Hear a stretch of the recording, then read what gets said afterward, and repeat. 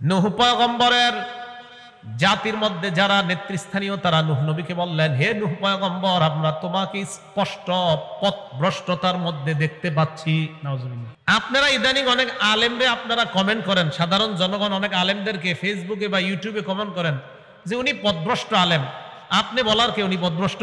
নবীরে উম্মত বলতেছে, নবীরে, নূহ নবীর জাতি নূহ নবীরে বলতেছে, ও নূহ, আমরা তোমার মাঝে পথভ্রষ্টতা দেখতে পাচ্ছি। চিন্তা করছেন? উম্মত নবীরে কয়, নবী নাকি পথভ্রষ্ট? আলেম আপনারা শিখাবে, উল্টা আপনারা এখন শিখান না হুজুর আপনার এটা ঠিক না, মানে আপনি ঠিক। তো নূহ আলাইহিস সালাতু ওয়াস সালামকে বললেন, আপনার মাঝে আমরা পথভ্রষ্টতা দেখতে পাচ্ছি। এটা কে বললেন? নূহ আলাইহিস সালাতু ওয়াস সালামকে, তার জাতি। নূহ আলাইহিস সালাতু ওয়াস সালাম বললেন, ইয়া কওমি লাইসা বি সাফাহাত, ইয়া কওমি লাইসা বি দালালাতু ওয়ালাকিন্নী রাসূলুম মির রাব্বিল আলামিন। নূহ পয়গম্বর জবাব দেয়, হে আমার সম্প্রদায়, আমার মাঝে কোনো পথভ্রষ্টতা নাই, আমি বিশ্ব জগতের রবের পক্ষ থেকে একজন রাসূল। উবাল্লিগুকুম রিসালাতি রাব্বি, আমি আমার রবের দায়িত্ব আদায় করি, পৌঁছায় দেই। ওয়া আনসাহু লাকুম, আমি তোমাদের কল্যাণ কামনা করি, আমি তোমাদেরকে উপদেশ দেই, তোমাদের কল্যাণ কামনা করি। নবীরা উম্মতের কল্যাণ কামনা করে। মনে রাখবেন, সমস্ত উলামায়ে কেরাম যারা আলেম, যাদের মাঝে কোরআন সুন্নাহ আছে, তারা আপনাদের কল্যাণ কামনা করে। কোন খতিব যদি সুদের ওয়াজ করে তো বুঝেন না যে উনি আপনার শত্রু, বুঝবেন উনি আপনার কল্যাণকামী। কোন খতিব সাহেব যদি বলে ঘুষ খাওয়া হারাম, আপনার এটা বোঝার উপায় নাই যে উনি মনে হয় আমার বিরুদ্ধের লোক, না, উনি চাইতেছে আপনি ঘুষ ছেড়ে দেন, সুদ ছেড়ে দিয়ে জান্নাতি হন। তো উনি কি আপনার শত্রু হইল না কল্যাণকামী হইল? সূরা আরাফের 66, 67, 68 নাম্বার আয়াতে কি বলে দেখেন, ক্বালাল মালাউল্লাযীনা কাফারু মিন কওমিহি ইন্না লানারাকা ফি সাফাহা। কি কয় দেখেন, আমি এই আয়াতগুলো পড়ি আর বর্তমান যুগের আপনাদের অনেকের কমেন্ট দেখি আর হাসি। কি বলে দেখেন, হুদ আলাইহিস সালাতু ওয়াস সালামের সম্প্রদায়ের নেতৃস্থানীয় কাফেররা হুদ নবীরে কয়, ও হুদ পয়গম্বর, আমরা তোমার মাঝে নির্বুদ্ধিতা দেখতে পাই, তোমার বুদ্ধি জ্ঞান কম। নবীরে উম্মত কয়, তোমার মাঝে নির্বুদ্ধিতা। ওয়া ইন্না লানাজুন্নুকা মিনাল কাযিবিন, আমরা তোমারে মিথ্যাবাদী মনে করি। উম্মত নবীরে কয়, আমরা তোমাকে মিথ্যাবাদী মনে করি। উম্মত নবীরে কয়, আমরা তোমাকে মিথ্যাবাদী মনে করি। হুদ নবী জবাব দেয়া, কওমি লাইসা বি সাফাহা, আমার মাঝে কোনো নির্বুদ্ধিতা নাই। ওয়ালাকিন্নী রাসূলুম মির রাব্বিল আলামিন, আমি বিশ্ব জগতের রবের পক্ষ থেকে একজন রাসূল। উবাল্লিগুকুম রিসালাতি রাব্বি, আমি আমার রবের দায়িত্ব তোমাদের কাছে পৌঁছায় দেই। ওয়া আনা লাকুম নাসিহুন আমিন, আমি তোমাদের জন্য একজন বিশ্বস্ত কল্যাণকামী। আমি তোমাদের বিশ্বস্ত কল্যাণকামী। মনে রাখবেন, কোন মানুষ যদি আপনাকে জাহান্নামের পথ দেখে জান্নাতের রাস্তা দেখায়, কোন মানুষ যদি আপনার বিভিন্ন অপরাধ ধরিয়ে দিয়ে আপনাকে জাহান্নামের পথ থেকে ফিরিয়ে জান্নাতের রাস্তা দেখাইতে চায়, ওই মানুষটা কোনোদিনও কশ্চিনকালও আপনার শত্রু না, ওই মানুষটা আপনার কল্যাণকামী, সে আপনার বন্ধু। সূরা আরাফের ৭৯ নম্বর আয়াতে আল্লাহ বলেন, সালেহ আলাইহিস সালাতু ওয়াস সালাম তার জাতিকে বলে, ইয়া কওমি লাকাদ আবলাগতুকুম রিসালাতা রাব্বি ওয়া নাসাহতু লাকুম। পরে কি কয় দেখেন, হে আমার সম্প্রদায়, আমি তোমাদের কাছে আমার রবের দায়িত্ব পৌঁছায় দিয়েছি। ওয়া নাসাহতু লাকুম, আমি তোমাদের কল্যাণ কামনা করেছি। ওয়ালাকিন লা তুহিব্বুনান নাসিহিন, তোমরা কল্যাণকামীদেরকে পছন্দ করো না। কল্যাণকামীদেরকে তোমরা পছন্দ করো না, তোমরা ভালোবাসো না। কোন আলেম যদি আপনাদের সামনে এমন আলোচনা করে, যে আলোচনায় বুঝে আসতেছে যে আপনার ব্যবসাটা হালাল ভাবে হচ্ছে না, যে আলোচনায় মনে হচ্ছে আপনার বিভিন্ন জায়গার লেনদেনগুলা সঠিক হচ্ছে না, তো বলেন তো উনি যে এই ভুলগুলা আপনাকে ধরিয়ে দেওয়াটা, এটাকে আপনাকে জাহান্নামের রাস্তা দেখানো না জান্নাতের? এখন আপনি যদি বলেন থুর হুজুর আপনার কথা ভালো লাগে না, তার মানে আপনি কল্যাণকামীকে পছন্দ করেন না। এই দেখেন, সালেহ নবী তার জাতিরে কয়, ওয়ালাকিন লা তুহিব্বুনান নাসিহিন, তোমরা কল্যাণকামীদেরকে পছন্দ করো না, ভালোবাসো না। তাহলে ভালো কথা বলার পরে যদি কেউ বলে থুর আপনার বয়ান ভাল লাগে না, তো বুঝতে হবে উনি কল্যাণকামীকে ভালোবাসে না। এটা গেল সালেহ নবীর কথা। এবার সূরা আরাফের ৯৩ নম্বর আয়াতে শুআয়ব আলাইহিস সালামের কথা আল্লাহ বলেন, ইয়া কওমি লাকাদ আবলাগতুকুম রিসালাতি রাব্বি, হে আমার সম্প্রদায়, আমার রবের দায়িত্ব আমি তোমাদের কাছে পৌঁছিয়ে দিলাম। ওয়া নাসাহতু লাকুম, আমি তোমাদের কল্যাণ কামনা করলাম। নূহ নবী উম্মতের জন্য বলেন, আমি তোমাদের কল্যাণকামী। হুদ নবী বলেন, আমি তোমাদের জন্য কল্যাণকামী। সালেহ নবী বলেন, আমি তোমাদের কল্যাণকামী। শুআয়ব নবী বললেন, আমি তোমাদের জন্য কল্যাণ কামনা করি। আলেমরা হলেন নবীদের ওয়ারিস, নবীরা দুনিয়ার মধ্যে নাই। নবীরা যেমন উম্মতের জন্য কল্যাণকামী, নবীদের ওয়ারিস উলামা হক্কানি আলেম যারা, তারা উম্মতের কল্যাণকামী। এক মুসলমান আরেক মুসলমানের জন্য 6টি হক। 1 নাম্বার, ইযা লাকিতাহু ফাসাল্লিম আলাইহি, যখন মুসলমানের সাথে সাক্ষাৎ হবে তখন তাকে সালাম দিবে। 2 নাম্বার, ওয়া ইযা দাআকা ফাআজিবহু, মুসলমান যখন দাওয়াত দেয় তখন তার দাওয়াত কবুল করবে। 3 নাম্বার, ওয়া ইযা ইসতানসাহাকা ফানসাহ লাহ, তোমার কাছে কোনো মুসলমান যদি উপদেশ চায়, কল্যাণ কামনা করে, তুমি তার কল্যাণকামী হও, তুমি তাকে উপদেশ দাও। ওয়া ইযা আতাসা ফাহামিদাল্লাহ ফাশাম্মিতহু, মুসলমান যখন হাঁচি দেয়, হাঁচি দেওয়ার পর যখন আলহামদুলিল্লাহ বলে, তখন তুমি তার জন্য দোয়া করো, রহমতের দোয়া করো, তখন তুমি বলো ইয়ারহামুকাল্লাহ। 5 নাম্বার, ওয়া ইযা মারিদা ফাউদহু, মুসলমান যখন অসুস্থ হয় তাকে তুমি দেখতে যাও। 6 নাম্বার, ওয়া ইযা মাতা ফাত্তাবিহু, মুসলমান যখন মারা যায় তার জানাজায় উপস্থিত হয়ে যাও। এই 6টা হক মুসলমানের উপর। আমার কাছ থেকে, আপনার কাছ থেকে অন্য মুসলমান এই 6টা হক পাও না। তো 1 নাম্বার, ইদা লাকিতাহু ফাসাল্লিম আলাইহি, কোন মুসলমানের সাথে যখন সাক্ষাৎ হয় তখন তাকে সালাম দেওয়া। কি দেওয়া? সালাম দেওয়া। বুখারী শরীফের 6227 নম্বর হাদিসের বর্ণনা। عن أبي هريرة رضي الله تعالى عنه قال قال رسول الله صلى الله عليه وسلم لما خلق الله آدم على صورته طوله 60 ذراعا, আদম আলাইহিস সালাতু ওয়াস সালামকে আল্লাহ বানাইলেন যথাযোগ্য আকৃতিতে। আদম আলাইহিস সালাতু ওয়াস সালামকে আল্লাহ বানাইলেন। আদম নবীর উচ্চতা হলো 60 হাত। বানানোর পর আদম নবীকে আল্লাহ পাক রব্বুল আলামিন বললেন, ইযহাব ফাসাল্লিম আলা উলাইকা নাফারি মিনাল মালাইকাতি জুলুস। আদম নবীকে বললেন, আদম তুমি ফেরেশতাদের কাছে যাও, উপবিষ্ট ফেরেশতাদেরকে তুমি সালাম দাও। ফাস্তামি' মা ইউহাইয়ুনাকা, সালাম দেওয়ার পর তুমি কান পেতে শুনবা ফেরেশতারা তোমার সালামের জবাব কি দেয়। ফাইন্নাহা তাহিয়াতুকা ওয়া তাহিয়াতু যুররিয়াতিক, কারণ তুমি ফেরেশতাদেরকে সালাম দিবা, ফেরেশতারা তোমার সালামের জবাব দিবে। তোমার আর তোমার বংশধর, তোমার সন্তানদের অভিবাদনের পদ্ধতি এটাই হবে। এই জন্য তুমি কান পেতে শুনবা ফেরেশতারা সালামের জবাবটা কি দেয়।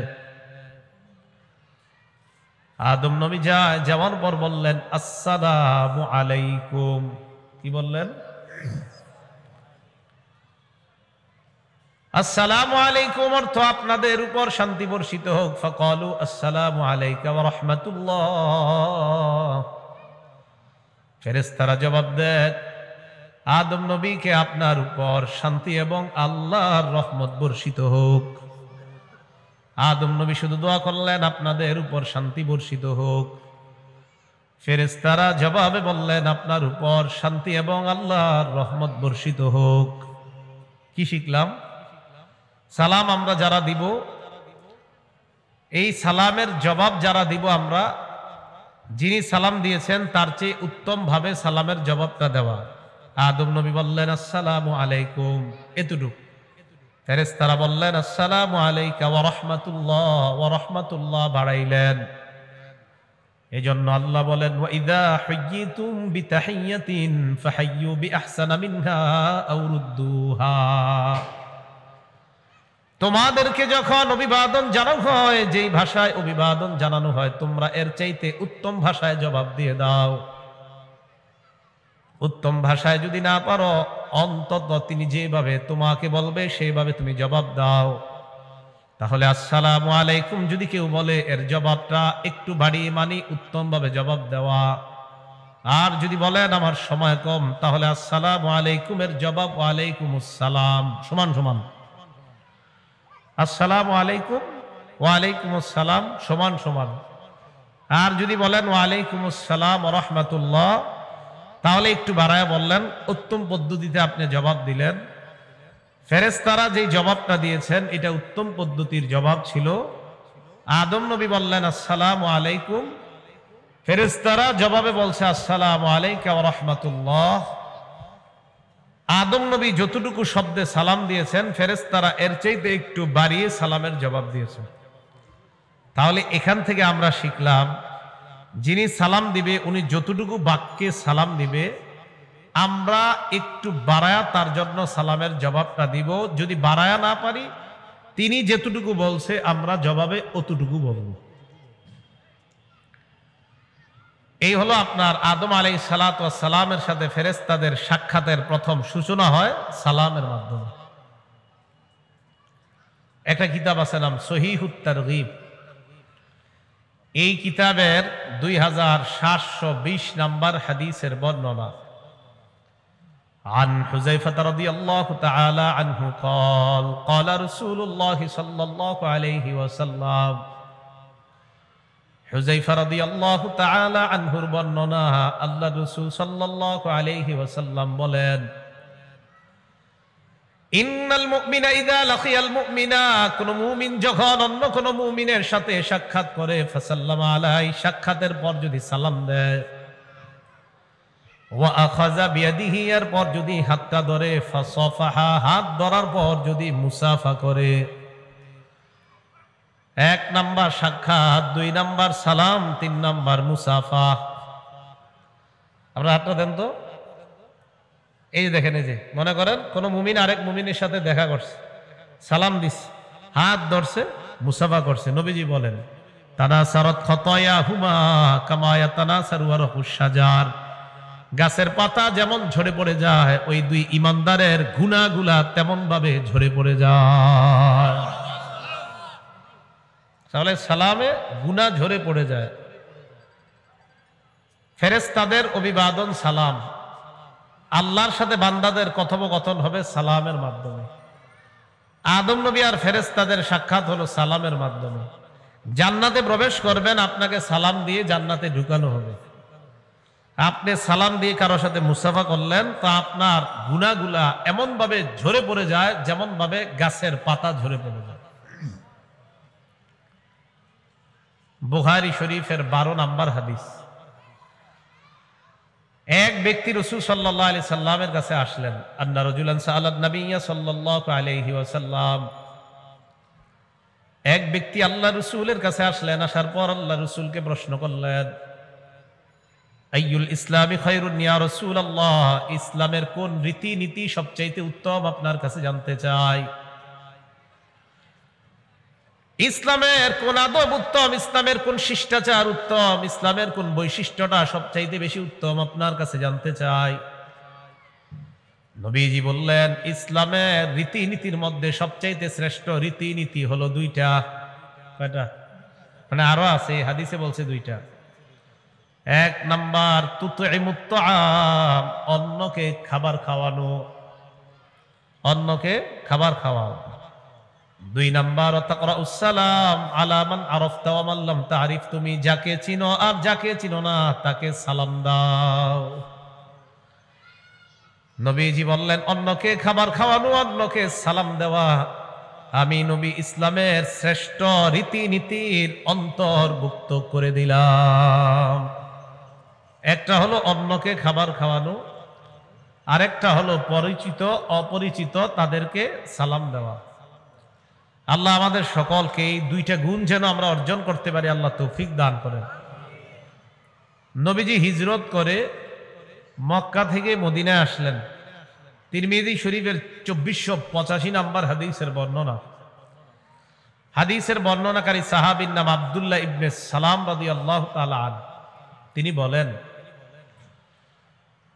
লাম্মা কাদিমা রাসূলুল্লাহ সাল্লাল্লাহু আলাইহি ওয়াসাল্লাম আল মাদিনা, আল্লাহ রাসূল সাল্লাল্লাহু আলাইহি ওয়াসাল্লাম যখন মদিনায় আগমন করলেন,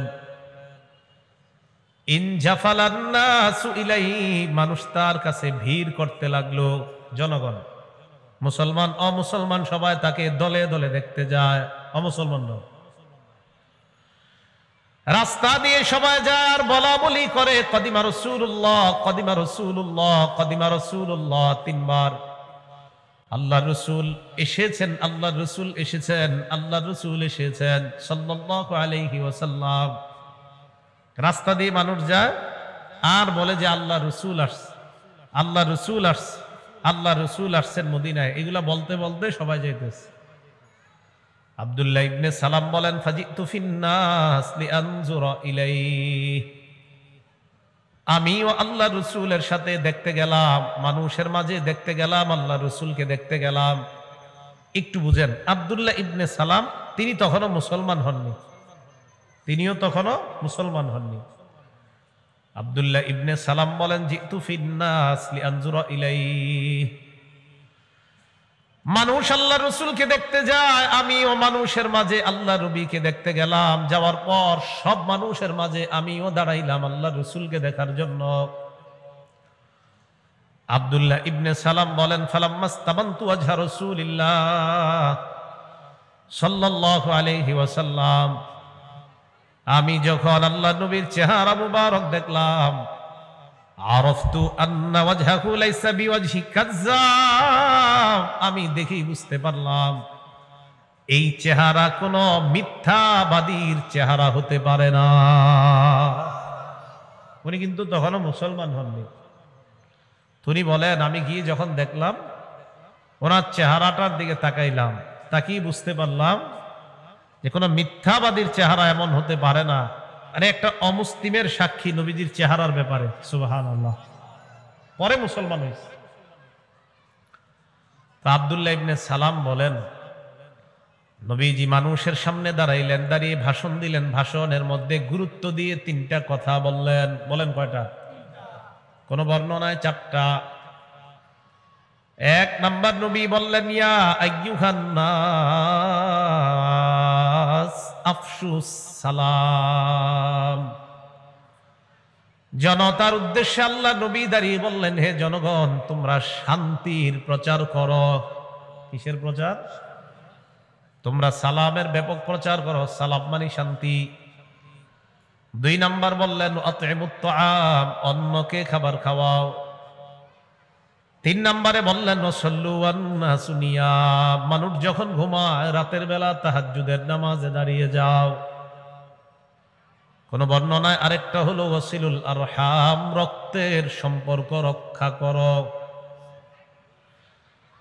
এক নাম্বার সালামের প্রচার ঘটাও, দুই নাম্বার মানুষকে খাবার খাওয়াও, তিন নাম্বার রাতের বেলা নামাজে দাঁড়িয়ে যাও। কোন বর্ণনায় আরেকটা হলো রক্তের সম্পর্ক রক্ষা করো।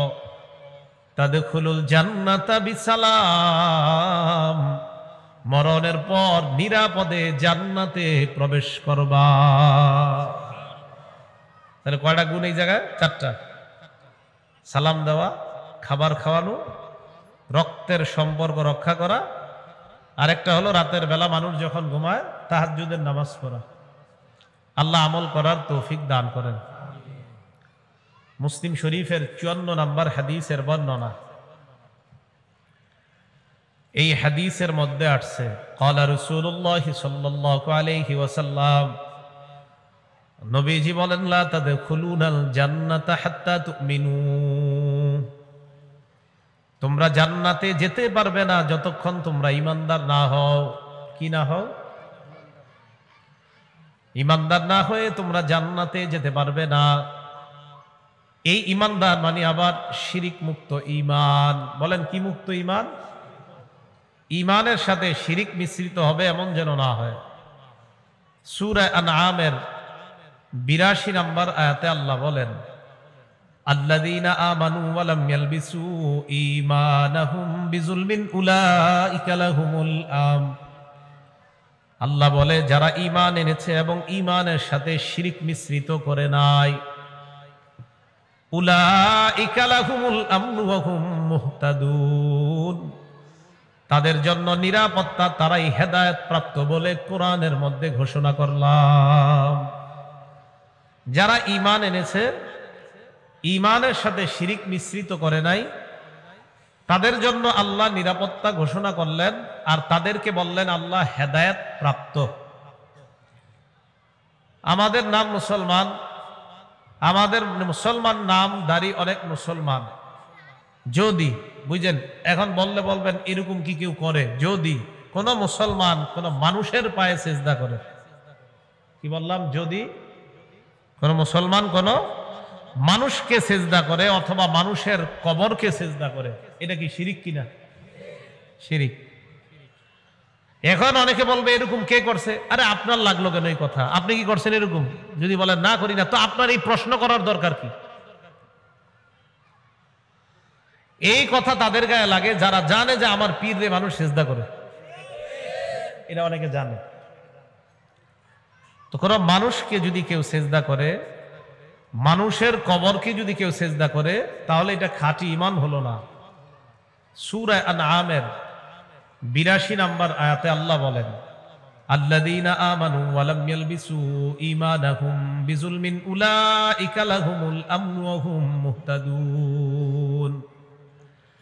যারা ঈমান এনেছে, ঈমানের সাথে সামান্য শিরক মিশ্রিত করে নাই, তাদের জন্য নিরাপত্তা, তারাই হেদায়েত প্রাপ্ত। ইবনে মাজাহ কিতাবের নাম 1853 নম্বর হাদিসের বর্ণনা। লাম্মা কদিমা মুআজ ইবনে জাবাল রাদিয়াল্লাহু তাআলা আন মিনাশ শাম, নবীজির সাহাবী মুআজ রাদিয়াল্লাহু তাআলা আন শাম দেশ থেকে আসলেন। আসার পর সাজাদা লিন নবী সাল্লাল্লাহু আলাইহি ওয়াসাল্লাম, আল্লাহর নবীকে সিজদা করে দিয়েছে। নাউজুবিল্লাহ। নবীজির একজন সাহাবী নবীজিরে সিজদা করেছে, নাম মুআজ। কি নাম? এই কথাটা সারা জীবন মনে রাখবেন। মুআজ রাদিয়াল্লাহু তাআলা আন আসলেন, আসার পর নবীজিরে সিজদা দিয়ে দিয়েছেন।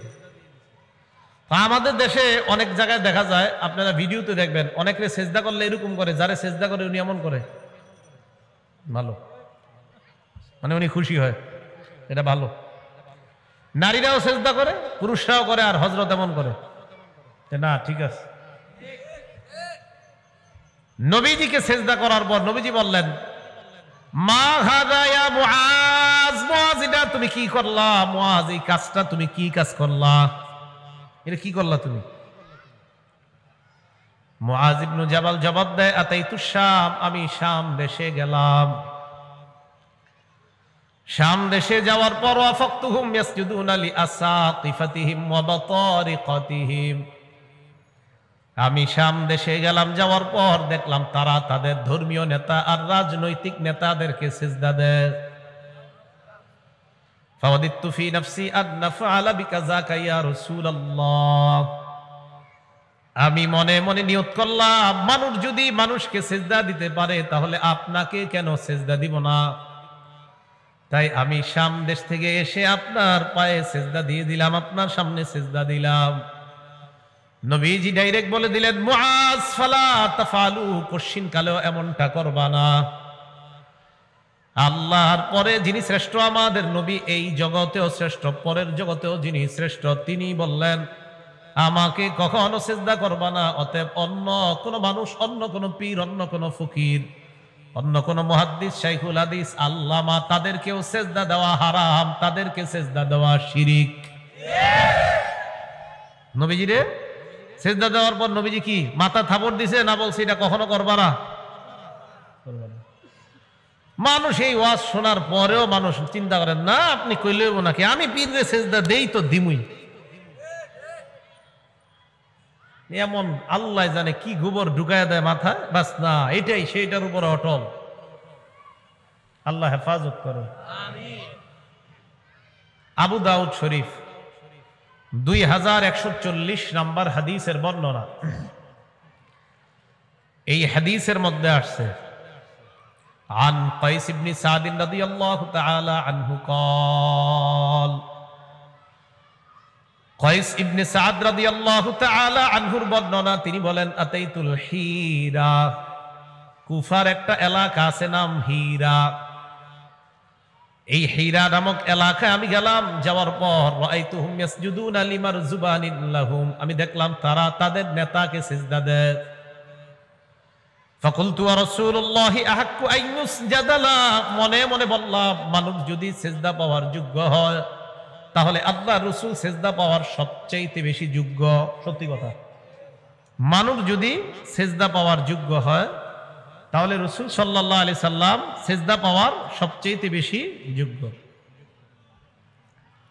তো এই কথা বলার পর উনি কি করলেন? উনি বলেন ফাতাইতুন নাবিয়্যা সাল্লাল্লাহু আলাইহি ওয়াসাল্লাম, আমি হীরা প্রদেশ থেকে আল্লাহ রাসূলের কাছে আসলাম। আসার পর আল্লাহ রাসূলকে বললাম, ইয়া রাসূলুল্লাহ, কুফার হীরা নগরীতে গেলাম, মানুষকে দেখলাম তারা নেতাকে সিজদা দেয়। ফাআনতা ইয়া রাসূলুল্লাহ আহাক্কু আন নাসজুদা লাকা, ইয়া রাসূলুল্লাহ আপনি তো সিজদা পাওয়ার বেশি যোগ্য, তাই আমি আপনাকে সিজদা দিতে চাই। নাউযুবিল্লাহ। নবীজি কি বলেন দেখেন, বলেন আমার সাথে, কবর, বলেন কবর, মানুষ, কবর, মানুষ। মানুষ মারা গেলে কোথায় রাখা হয়? এবার শুনেন, কয়েস ইবনে সাদ বললেন, হুজুর আমি আপনারে সিজদা দিব, যেহেতু মানুষে মানুষ সিজদা দেয় তা আপনি তো সিজদা পাওয়ার বেশি যোগ্য। এটা তো সঠিক কথা। মানুষ যদি সিজদা পাওয়ার যোগ্য হয় তাহলে সবচেয়ে বেশি যোগ্য হবে কে? রাসূল সাল্লাল্লাহু আলাইহি সাল্লাম। তো রাসূল সাল্লাল্লাহু আলাইহি সাল্লাম বললেন, আরাআইতা লাউ মারারতা বিকবরি আকুনতা তাসজুদু লা। কয়েস ইবনে সাদকে বললেন, কয়েস তুমি যদি আমার কবরের পাশ দিয়ে যাও, আমার কবর কি তুমি সিজদা করতা? আমার কবরের সামনে দিয়ে যদি তুমি যাইতে, আমার কবর কি তুমি সিজদা করতা? বলেন তো আল্লাহর রাসূল তখন কি কবরে না দুনিয়াতে? নবীজি তার সাহাবীকে বললেন, কয়েস তুমি যদি আমার কবরের পাশ দিয়ে যাইতে, আমার কবর কি তুমি সিজদা করতা? কয়েস ইবনে সাদ জবাব দেয়, ইয়া রাসূলুল্লাহ, হুজুর আপনার কবরকে আমি সিজদা করতাম না। আল্লাহর রাসূল বললেন, শোনো, আমার কবরকে সিজদা দেওয়া হারাম, আমার কবরকে সিজদা দেওয়া শিরক। ঠিক তেমনি ভাবে আমাকে সিজদা দেওয়া হারাম, আমাকে সিজদা দেওয়া শিরক। তাহলে আল্লাহর পরে যিনি শ্রেষ্ঠ তাকে সিজদা দেওয়া শিরক, তাকে সিজদা দেওয়া হারাম। শ্রেষ্ঠ মানুষের শ্রেষ্ঠ কবরটাও সিজদা দেওয়া শিরক, সিজদা দেওয়া হারাম। অতএব কোন পীর অথবা পীরের মাজারে সিজদা দেওয়া হারাম। এটা বুঝা ঠিক না, না বুঝা? তাহলে রাসূল সাল্লাল্লাহু আলাইহি সাল্লামের হাদিস থেকে স্পষ্ট, কবরকেও সিজদা দেওয়া শিরক, মানুষকে সিজদা দেওয়া শিরক। আল্লাহর পরে যিনি শ্রেষ্ঠ তাকে সিজদা দেওয়া শিরক, আর শ্রেষ্ঠ কবরটা ওটাকেও সিজদা দেওয়া শিরক। তাহলে দুনিয়ার অন্য কোন মানুষ বা অন্য কোন কবর মাজারকে সিজদা দেওয়া শিরক। তো আল্লাহ পাক রব্বুল আলামিন বলেন, আল্লাযীনা আমানু ওয়া লাম ইয়ালবিসু ঈমানাহুম বিজুলমিন, যারা ঈমান এনেছে এবং যারা ঈমানের সাথে শিরককে সংমিশ্রণ করে নাই, উলাইকা লাহুমুল আমনু ওয়া হুম মুহতাদুন, আল্লাহ বলেন তাদের জন্য নিরাপত্তা, ওয়া হুম মুহতাদুন, তারাই হেদায়েত প্রাপ্ত। তো যারা শিরক করে নাই, ঈমানের সাথে শিরককে মিশ্রিত করে নাই, তাদের জন্য নিরাপত্তা, তারাই হেদায়েত প্রাপ্ত। বিসমিল্লাহ।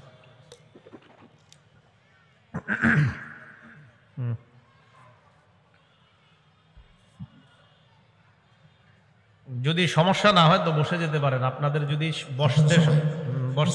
বসে যাই, হ্যাঁ, সমস্যা না হলে আমরা বসে যেতে পারি। যারা দাঁড়িয়ে আছেন যদি সমস্যা মনে না করেন তাহলে বসতে পারেন। আর যদি মনে করেন না হুজুর বসতে গেলে চলে যাবো না, তাহলে দাঁড়ায় শুনুন। তো যারা ঈমান এনেছে, ঈমানের সাথে শিরককে মিশ্রিত করে নাই, আল্লাহ বললেন তাদের জন্য নিরাপত্তা, তারাই হেদায়েত প্রাপ্ত। মুসলিম শরীফের হাদিস শোনাইতেছিলাম আপনাদেরকে, 54 নম্বর হাদিস। এই হাদিসে নবী বললেন, লা তাদখুলুনাল জান্নাতা হাত্তা তুমিনু, তোমরা ততক্ষণ জান্নাতে যেতে পারবে না যতক্ষণ তোমরা পরিপূর্ণ ঈমানদার না হও। এরপর নবী বলেন, ওয়ালা তুমিনু হাত্তা তাহাব্বু, ততক্ষণ তোমরা ঈমানদার হতে পারবে না যতক্ষণ পরস্পরকে মোহাব্বত না করো। নবীজি বলেন, আওয়ালা আদুল্লুকুম আলা শাইইন ইযা ফাআলতুমুহু তাহাব্বাবতুম, তোমাদের কি এমন একটা আমল বলবো না যে আমলটা করলে তোমাদের মাঝে মোহাব্বত বৃদ্ধি পাবে। নবীজি বললেন, জান্নাতে যেতে পারবে না যদি ঈমানদার না হও, ঈমানদার হতে পারবে না যদি ভালো না বাসো। ভালোবাসা, ঈমান, জান্নাত। নবী বললেন, আপোষের মধ্যে যদি তোমরা মোহাব্বত বাড়াইতে চাও, আফসুস সালামা বাইনাকুম, পরস্পরের মধ্যে সালামের প্রচার ঘটাও। কি বুঝলাম? সালাম দিবেন, মোহাব্বত বাড়বে, মোহাব্বত বাড়লে ঈমানদার হতে পারবেন, আর ঈমানদার যদি হয়ে যান তাহলে নিরাপদে জান্নাতে প্রবেশ করবেন। তাহলে এই হাদিস থেকেও জানলাম সালামের মাধ্যমে মোহাব্বত বাড়ে, মোহাব্বতে ঈমান বাড়ে। কিন্তু প্রথমে কি? সালাম। সালামে মোহাব্বত, মোহাব্বতে ঈমান, ঈমানে জান্নাত। তিরমিজি শরীফের 2698 নম্বর হাদিস। এই হাদিসের মধ্যে আসছে, আপনারা মাহফিল শেষ করে যারা বাসায় যাবেন, অথবা আপনারা বাহির থেকে আইসা যখন বাসায় যান, তখন আপনাদের কি করণীয়? বাসায় ঢুকতেই সালাম দেওয়া। আনাস রাদিয়াল্লাহু তাআলা আনহুর বর্ণনা, তিনি বলেন, ক্বালা লি রাসূলুল্লাহ সাল্লাল্লাহু আলাইহি ওয়াসাল্লাম, নবীজি আমাকে বলেছেন, ইয়া বুনাইয়া ইযা দাখালতা আলা আহলিকা ফাসাল্লিম আলাইহি, বৎস তুমি যখন ঘরে প্রবেশ করো তখন তুমি তোমার পরিবারকে সালাম দিবা। ইয়াকুন বারাকাতান আলাইকা ওয়া আলা আহলি, এই সালাম তোমার আর তোমার পুরা পরিবারের জন্য বরকতের কারণ হয়ে যাবে। তো আপনি ঘরে ঢোকার সময় সালাম দিলেন, আপনার বিবিকে আপনি সালাম দিলেন, ঘরে ঢোকার সময় আপনার পরিবারকে সালাম দিলেন। শুধুমাত্র সালাম দেওয়ার কারণে সালাম আপনার জন্য আর আপনার পুরা পরিবারের জন্য বরকতের কারণ হয়ে যাবে। এখন আমরা শরম পাই যে হুজুর, স্ত্রীকে আবার কিভাবে সালাম দেয় মানুষ, মারে আবার কিভাবে মানুষ সালাম দেয়, বাপেরে আবার কিভাবে মানুষ সালাম দেয়, মানুষ শরম পায়। সালাম মানে শান্তি। কেউ যদি বলে হুজুর আমার আব্বারে আমি সালাম দিতে লজ্জা পাই, তার মানে সে তার বাপের জন্য শান্তির দোয়া করতে লজ্জা পায়। কেউ যদি বলে হুজুর আমার আম্মারে আমি সালাম দিতে লজ্জা পাই, তার মানে এই ছেলে তার মায়ের শান্তি চায় না। সালাম মানে কি? তো মারে সালাম দিতে লজ্জা পাওয়া মানে সে তার আম্মার শান্তি হোক, এতে সে লজ্জা পায়। কোন ছেলে যদি বলে আমি আমার বিবিরে সালাম দিতে লজ্জা পাই, তার মানে সে তার বিবি অশান্তিতে থাকে না চায়, শান্তিতে থাকে না চায় না। তো মারে সালাম দিতে লজ্জা পায়, বিবিরে সালাম দিতে লজ্জা পায়, আব্বারে সালাম দিতে লজ্জা পায়, আরেক নারীরে খুব সুন্দরভাবে সালাম দিতে মজা পায়। সামাজিক অবস্থা। বিবিরে সালাম দিবে, শান্তির দোয়া করবে, সমস্যা নাই। আর যদি মোবাইলে অপরিচিত কারো ফোন আসে, তো হজরতের চাইতে এত সুন্দর সালাম আর দুনিয়াতে আপনি শুনবেন না। তো যেখানে সালাম দরকার এখানে দেয় না। গজবের জায়গায় কয় সালাম, মানে দোয়া করে যে গজব তো সালাম সালাম সালাম, শান্তি শান্তি শান্তি। বলেন, আম্মাকে সালাম দেওয়া মানে কিসের দোয়া করা? শান্তির। বাবাকে সালাম দেওয়া কিসের দোয়া? বিবিকে সালাম দেওয়া কিসের দোয়া? আপনি ঘরে ঢোকার সময় সালাম দিলেন, আপনার আর আপনার পরিবারের জন্য এই সালাম বরকতের কারণ হয়ে যায়। তাহলে ঘরে ঢুইকা সালাম দিবেন কারা কারা? দিবেন তো? যদিও হাত তুলছেন, কিন্তু আমি জানি এটা অনেকে লজ্জা পায়। মানে এই যে চিঠিতে তো লেখে মসজিদে, হুজুর ঘরে সালাম দিতে লজ্জা পায়, এটাও লেখে। আল্লাহ আমাদেরকে হেফাজত করেন। আবু দাউদ শরীফের বর্ণনা, 5197 নাম্বার হাদিস। এই জায়গায় আপনারা যারা আছেন, সবচেয়ে আল্লাহর নিকটবর্তী কারা হতে চান? সবাই হতে চান না? এখন আমাদের মাঝে মনে করেন একটা প্রতিযোগিতা থাকা দরকার। বুঝেন ভালো করে যে আমাদের মাঝে কে সবচেয়ে বেশি আল্লাহর নিকটবর্তী হতে চায়। রাসূল সাল্লাল্লাহু আলাইহি ওয়াসাল্লাম বলেন, عن أبي أمامة رضي الله تعالى عنه قال قال رسول الله صلى الله عليه وسلم আবু উমামা রাদিয়াল্লাহু তাআলা আনহুর বর্ণনা, আল্লাহ রাসূল সাল্লাল্লাহু আলাইহি ওয়াসাল্লাম বলেন, ইন্না আওলান নাস বিল্লাহ মান বাদাআহুম বিসসালাম। নবীজি বলেন, মানুষের মাঝে ওই মানুষটা আল্লাহর সবচেয়ে নিকটবর্তী হয়ে যায় যে মানুষটা আগে সালাম দেয়। যে মুসলমান আগে সালাম দেয় সে আল্লাহর একদম কাছাকাছি, সবচেয়ে নিকটবর্তী হয়ে যায়। আল্লাহ আমাদের সকলকে সালামের এই গুণটা যেন আমরা অর্জন করতে পারি, আল্লাহ তৌফিক দান করেন। আবু দাউদ শরীফের 5195 নম্বর হাদিসের বর্ণনা, عن عمران بن حسين رضي الله تعالى عنه قال جاء رجل إلى رسول الله صلى الله عليه وسلم। এক ব্যক্তি আল্লাহ রাসূলের কাছে আসলেন, আসার পর বললেন, আসসালামু আলাইকুম। কি বলছে? একটু, আর কিছু বলে নাই। ফারাদ্দা আলাইহিস সালাম সুম্মা জালাসা। আল্লাহ রাসূল তার সালামের জবাব নিলেন। জবাব নেওয়ার পর লোকটি বসে যায়। বসে যাওয়ার পর নবীজি বললেন, 10। কি বললেন? 10। মানে এই লোক যে আসসালামু আলাইকুম বলছে তার সওয়াব 10।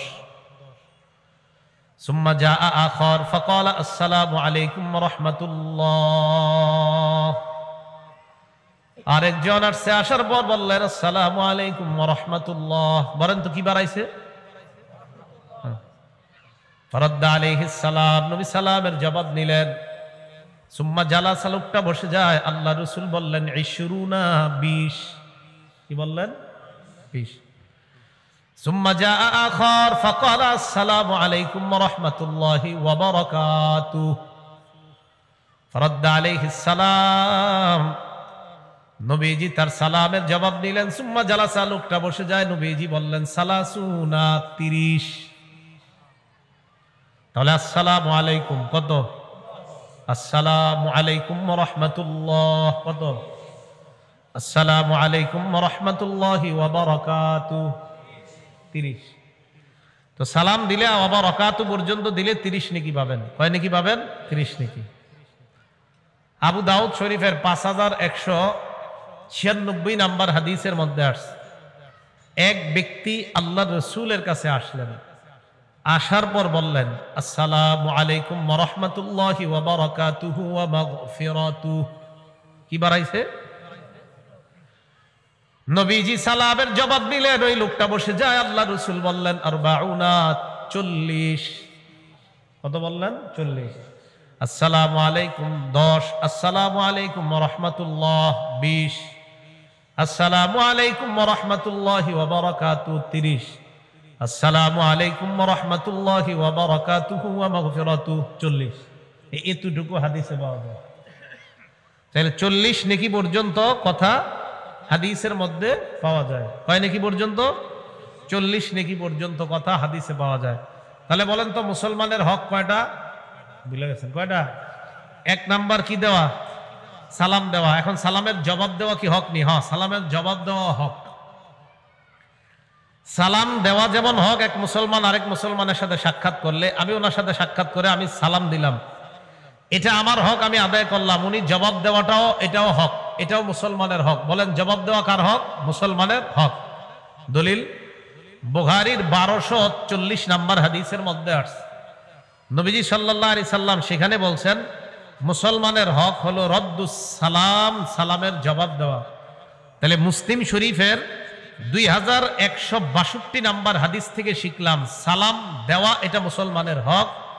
বুখারী শরীফের 1240 নম্বর হাদিস থেকে শিখলাম সালামের জবাব দেওয়াও মুসলমানের হক।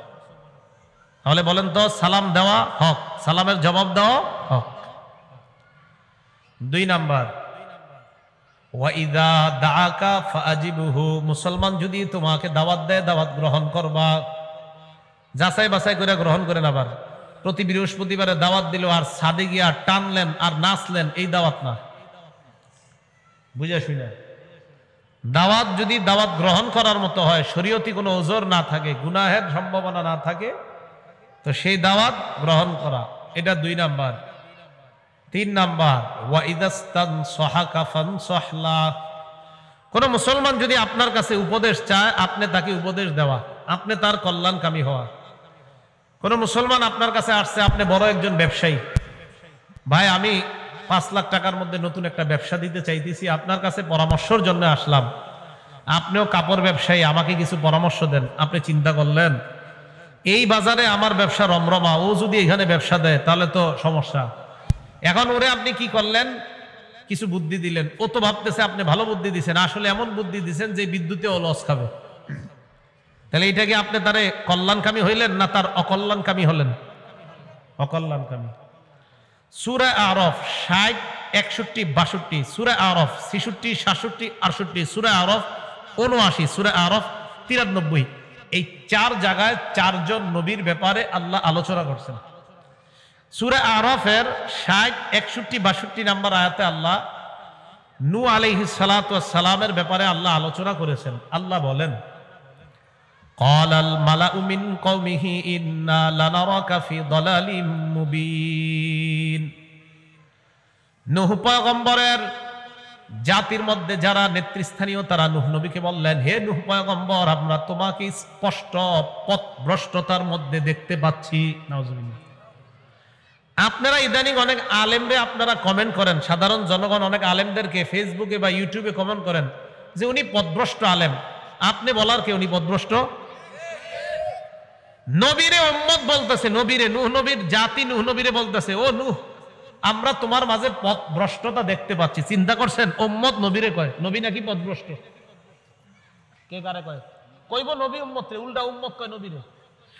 আলেম আপনারা শিখাবে, উল্টা আপনারা এখন শিখান না হুজুর আপনার এটা ঠিক না, মানে আপনি ঠিক, পুরাই উল্টা। তো নূহ আলাইহিস সালাতু ওয়াস সালামকে বললেন, আপনার মাঝে আমরা পথভ্রষ্টতা দেখতে পাচ্ছি। এটা কে বললেন? নূহ আলাইহিস সালাতু ওয়াস সালামকে, তার জাতি। নূহ আলাইহিস সালাতু ওয়াস সালাম বললেন, ইয়া কওমি লাইসা বি সাফাহাত, ইয়া কওমি লাইসা বি দালালাতু ওয়ালাকিন্নী রাসূলুম মির রাব্বিল আলামিন। নূহ পয়গম্বর জবাব দেয়, হে আমার সম্প্রদায়, আমার মাঝে কোনো পথভ্রষ্টতা নাই, আমি বিশ্ব জগতের রবের পক্ষ থেকে একজন রাসূল। উবাল্লিগুকুম রিসালাতি রাব্বি, আমি আমার রবের দায়িত্ব আদায় করি, পৌঁছায় দেই। ওয়া আনসাহু লাকুম, আমি তোমাদের কল্যাণ কামনা করি, আমি তোমাদেরকে উপদেশ দেই, তোমাদের কল্যাণ কামনা করি। নবীরা উম্মতের কল্যাণ কামনা করে। মনে রাখবেন, সমস্ত উলামায়ে কেরাম যারা আলেম, যাদের মাঝে কোরআন সুন্নাহ আছে, তারা আপনাদের কল্যাণ কামনা করে। কোন খতিব যদি সুদের ওয়াজ করে তো বুঝেন না যে উনি আপনার শত্রু, বুঝবেন উনি আপনার কল্যাণকামী। কোন খতিব সাহেব যদি বলে ঘুষ খাওয়া হারাম, আপনার এটা বোঝার উপায় নাই যে উনি মনে হয় আমার বিরুদ্ধের লোক, না, উনি চাইতেছে আপনি ঘুষ ছেড়ে দেন, সুদ ছেড়ে দিয়ে জান্নাতি হন। তো উনি কি আপনার শত্রু হইল না কল্যাণকামী হইল? কল্যাণকামী। সূরা আরফের 66, 67, 68 নাম্বার আয়াতে কি বলে দেখেন, ক্বালাল মালাউল্লাযীনা কাফারু মিন কওমিহি ইন্না লানারাকা ফি সাফাহা। কি কয় দেখেন, আমি এই আয়াতগুলা পড়ি আর বর্তমান যুগের আপনাদের অনেকের কমেন্ট দেখি আর হাসি। কি বলে দেখেন, হুদ আলাইহিস সালাতু ওয়াস সালামের সম্প্রদায়ের নেতৃস্থানীয় কাফেররা হুদ নবীরে কয়, ও হুদ পয়গম্বর, আমরা তোমার মাঝে নির্বুদ্ধিতা দেখতে পাই, তোমার বুদ্ধি জ্ঞান কম। নবীরে উম্মত কয়, তোমার মাঝে নির্বুদ্ধিতা আছে। ওয়া ইন্না লানাযুন্নুকা মিনাল কাযিবিন, আমরা তোমারে মিথ্যাবাদী মনে করি। উম্মত নবীরে কয়, আমরা তোমাকে মিথ্যাবাদী মনে করি। উম্মত নবীরে কয়, আমরা তোমাকে মিথ্যাবাদী মনে করি। নাউজুবিল্লাহ। হুদ নবী জবাব দেয়া, কওমি লাইসা বি সাফাহা, আমার মাঝে কোনো নির্বুদ্ধিতা নাই। ওয়ালাকিন্নী রাসূলুম মির রাব্বিল আলামিন, আমি বিশ্ব জগতের রবের পক্ষ থেকে একজন রাসূল। উবাল্লিগুকুম রিসালাতি রাব্বি, আমি আমার রবের দায়িত্ব তোমাদের কাছে পৌঁছায় দেই। ওয়া আনা লাকুম নাসিহুন আমিন, আমি তোমাদের জন্য একজন বিশ্বস্ত কল্যাণকামী। আমি তোমাদের বিশ্বস্ত কল্যাণকামী। মনে রাখবেন, কোন মানুষ যদি আপনাকে জাহান্নামের পথ দেখে জান্নাতের রাস্তা দেখায়, কোন মানুষ যদি আপনার বিভিন্ন অপরাধ ধরিয়ে দিয়ে আপনাকে জাহান্নামের পথ থেকে ফিরিয়ে জান্নাতের রাস্তা দেখাইতে চায়, ওই মানুষটা কোনো কোনোদিনও কশ্চিন কালো আপনার শত্রু না, ওই মানুষটা আপনার কল্যাণকামী, সে আপনার বন্ধু। সূরা আরাফের ৭৯ নম্বর আয়াতে আল্লাহ বলেন, সালেহ আলাইহিস সালাতু ওয়াস সালাম তার জাতিকে বলে, ইয়া কওমি লাকাদ আবলাগতুকুম রিসালাত রাব্বি ওয়া নাসাহতু লাকুম। পরে কি কয় দেখেন, হে আমার সম্প্রদায়, আমি তোমাদের কাছে আমার রবের দায়িত্ব পৌঁছায় দিয়েছি। ওয়া নাসাহতু লাকুম, আমি তোমাদের কল্যাণ কামনা করেছি। ওয়ালাকিন লা তুহিব্বুনান নাসিহিন, তোমরা কল্যাণকামীদেরকে পছন্দ করো না। কি কয় দেখেন, কল্যাণকামীদেরকে তোমরা পছন্দ করো না, তোমরা ভালোবাসো না। কোন আলেম যদি আপনাদের সামনে এমন আলোচনা করে, যে আলোচনায় বুঝে আসতেছে যে আপনার ব্যবসাটা হালাল ভাবে হচ্ছে না, যে আলোচনায় মনে হচ্ছে আপনার বিভিন্ন জায়গার লেনদেনগুলা সঠিক হচ্ছে না, তো বলেন তো উনি যে এই ভুলগুলা আপনাকে ধরিয়ে দেওয়াটা, এটাকে আপনাকে জাহান্নামের রাস্তা দেখানো না জান্নাতের? এখন আপনি যদি বলেন থুর হুজুর আপনার কথা ভালো লাগে না, তার মানে আপনি কল্যাণকামীকে পছন্দ করেন না। এই দেখেন সালেহ নবী তার জাতিরে কয়, ওয়ালাকিন লা তুহিব্বুনান নাসিহিন, তোমরা কল্যাণকামীদেরকে পছন্দ করো না, ভালোবাসো না। তাহলে ভালো কথা বলার পরে যদি কেউ বলে থুর আপনার বয়ান ভাল লাগে না, তো বুঝতে হবে উনি কল্যাণকামীকে ভালোবাসে না। এটা গেল সালেহ নবীর কথা। এবার সূরা আরাফের ৯৩ নম্বর আয়াতে শুআয়ব আলাইহিস সালামের কথা আল্লাহ বলেন, ইয়া কওমি লাকাদ আবলাগতুকুম রিসালাতি রাব্বি, হে আমার সম্প্রদায়, আমার রবের দায়িত্ব আমি তোমাদের কাছে পৌঁছিয়ে দিলাম। ওয়া নাসাহতু লাকুম, আমি তোমাদের কল্যাণ কামনা করলাম। নূহ নবী উম্মতের জন্য বলেন আমি তোমাদের কল্যাণকামী, হুদ নবী বলেন আমি তোমাদের জন্য কল্যাণকামী, সালেহ নবী বলেন আমি তোমাদের কল্যাণকামী, শুআয়ব নবী বললেন আমি তোমাদের জন্য কল্যাণ কামনা করি। আলেমরা হলেন নবীদের ওয়ারিস, নবীরা দুনিয়ার মধ্যে নাই। নবীরা যেমন উম্মতের জন্য কল্যাণকামী, নবীদের ওয়ারিস উলামা হক্কানি আলেম যারা, তারা উম্মতের কল্যাণকামী। ভাই কথাগুলো বুঝে আসছে? কল্যাণকামী। তাহলে আপনি যদি কোনো আলেমের কাছে উপদেশ চান, হুজুর আমারে কিছু উপদেশ দেন, তো হুজুর যদি আপনারে বলে শুনলাম আপনি নাকি সুদি টাকা লাগান, এই সুদটা আর খায়েন না, কারণ আপনি রাগ হয়ে গিয়া বললেন হুজুর আপনার কাছ থেকে আইলাম উপদেশ চাইতে, আপনি আমার এটা কি কইলেন, তো এটা উপদেশ না? আপনি উপদেশ চাইতে আইছেন, তো ওনার কাছে উপদেশ চাইতে আইছেন, আর উনি বললেন ভাই আমি একজনের মারফত জানলাম আপনি নাকি সুদি লেনদেন করেন, তো আপনি স্বীকার করলেন হ্যাঁ আমি হুজুর সুদি লেনদেন করি, ঠিক আছে ভাই আর সুদ খায়েন না, জান হুজুর আপনার কাছে আমি উপদেশ চাইতে আইছি।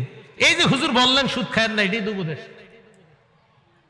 আপনি এটা শোনার পরে চিন্তা গেলেন তোর আপনার কাছে গিয়ে লেগে আইছি, তো আপনি আসছেন কেন? আপনি হুজুরের থেকে উপদেশ নিবেন আর সুদ খাইবেন, লাভ হইল কি? আল্লাহ ইসলাম বুঝার তৌফিক দান করেন। সহিহ বুখারীর বর্ণনা ৫৭ নম্বর হাদিস, عن جرير بن عبد الله رضي الله تعالى عنه قال قال رسول الله صلى الله عليه وسلم بايعت رسول الله صلى الله عليه وسلم على إقام الصلاة وإيتاء الزكاة والنصح لكل مسلم। জারির ইবনে আব্দুল্লাহ বলেন আল্লাহর নবীর কাছে বায়াত হলাম, এক নাম্বার এই মর্মে বায়াত হলাম আমি নামাজ প্রতিষ্ঠিত করব, দুই নাম্বার এই মর্মে বায়াত হলাম আমি যাকাত আদায় করব, তিন নাম্বার এই মর্মে বায়াত হলাম আমি সকল মুসলমানের জন্য কল্যাণকামী হব। বলেন আমরা, বলেন আমরা সারা পৃথিবীর সকল মুসলমানের কল্যাণকামী হব। মনে থাকবে? সাহাবী জারির বলেন আমি রসুলের কাছে বায়াত হলাম, এক নামাজ প্রতিষ্ঠিত করব, দুই যাকাত দিব, সারা পৃথিবীর মুসলমানের কল্যাণকামী হব। কয়টা হক জানি মুসলমানের জন্য? মুসলমানের ৬টা। এগুলো ৩ নাম্বার। ৪ নাম্বার হাঁচি দেননি আপনারা? একজনে দেন তো। আচ্ছা যাই হোক, এটা সহজে আসে না, কিন্তু হাঁচিতে রোগ বিমারি বের হয়। এখন আসেন প্রথম কথা, হাঁচি যাদের আসবে, বলেন কি আসবে? হাঁচি যেই ব্যক্তি হাঁচি দিবেন, আপনার হাঁচি আসলে 4টি কাজ। বলেন আমার, আপনার, আমাদের হাঁচি আসলে কয় কাজ? 4 কাজ।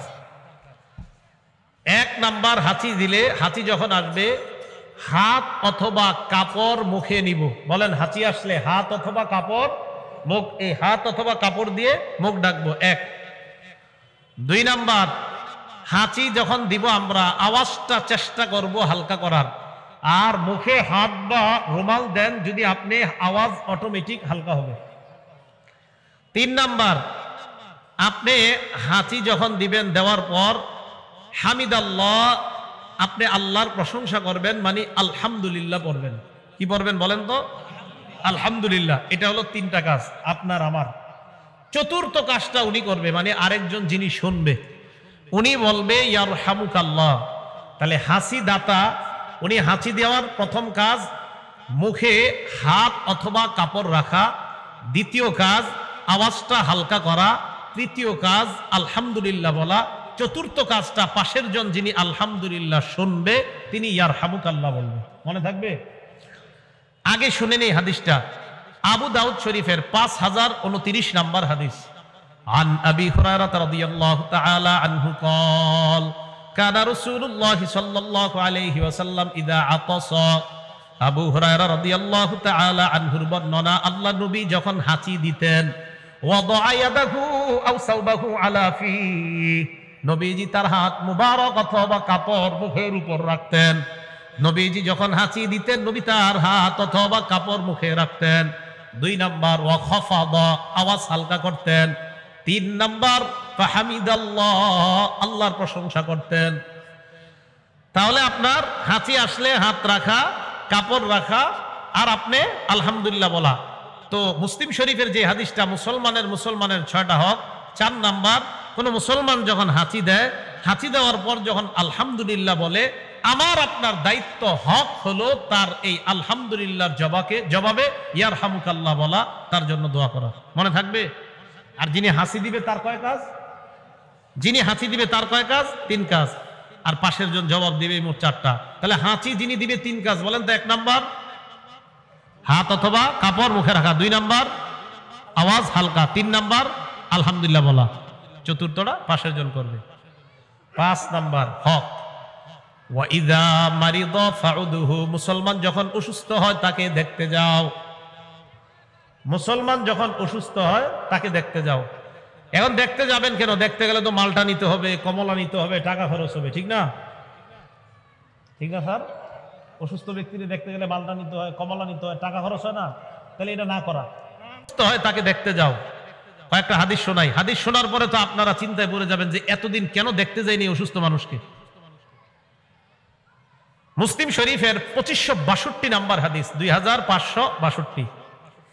এই হাদিসের মধ্যে আছে, ক্বালা রাসূলুল্লাহ সাল্লাল্লাহু আলাইহি ওয়াসাল্লাম, নবীজি বলেন, ইন্নাল মুসলিমা ইযা আদা আখাহুল মুসলিমা, কোন মুসলমান যখন তার অন্য অসুস্থ মুসলমানকে দেখতে যায়, এই মনে করেন আমি এই মুসলমানকে দেখতে গেলাম অসুস্থ, উনি অসুস্থ না, উনি তো সুস্থ আছেন নাকি?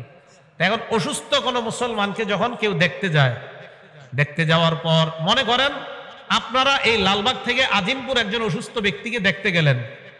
আজিমপুর দেখতে যাওয়ার পর আবার আপনি লালবাগের বাসায় যখন আসবেন, আবার বুঝেন আজিমপুর দেখতে গেলেন, তো এইখানে আমলিগুলো আসলেন, দেখতে গিয়ে আসলেন।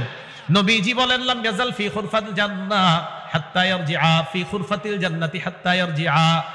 এই যে আপনি আমলিগুলা থেকে আজিমপুর গেলেন, অসুস্থ ব্যক্তিকে দেখলেন, আবার আপনি বাসায় আসলেন, এই বাসায় আসা পর্যন্ত জান্নাতের ফল আপনি পারতেছিলেন, জান্নাতের ফল পারতেছিলেন। অসুস্থ ব্যক্তিরে আপনি দেখতে গেলেন, বাসায় আসা পর্যন্ত আপনি যতক্ষণ অসুস্থ ব্যক্তিরে, এখন যদি গুলশান দেখতে যান, আজিমপুর গেলে সময় কম লাগবে আর গুলশান গেলে বেশি লাগবে, কোনটা বেশি লাগবে? এখন আপনি এখান থেকে গুলশান কোনো অসুস্থ ব্যক্তিকে দেখতে গেলেন, আবার বাসায় আসার আগ পর্যন্ত কেমন যেন আপনি জান্নাতের ফল একের পর এক পারতেছিলেন, তথা জান্নাতের প্রচুর ফলের মালিক হয়েছেন। তিরমিজি শরীফের 2008 নাম্বার হাদিসটা শুনেন।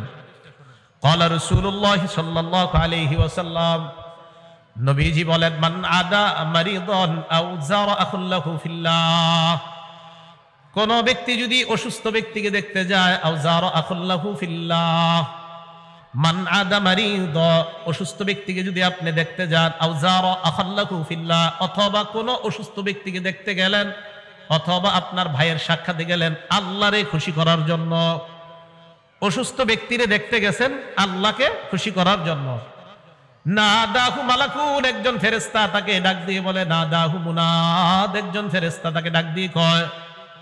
আপনি গেলেন অসুস্থ ব্যক্তিকে দেখতে, একজন ফেরেশতা আপনাকে ডাক দিয়ে কয়, তিবতা, তুমি কল্যাণময়, তুমি কল্যাণময়। ওয়া তাবা মামশা, এই যে তুমি আসলা, হেঁটে আসলা, এই হাঁটাটাও কল্যাণময়। ওয়া তাবাওয়াতা মিনাল জান্নাতি নুজুলা, তুমি জান্নাতের মধ্যে অলরেডি একটা ঘর বানিয়ে ফেলছো।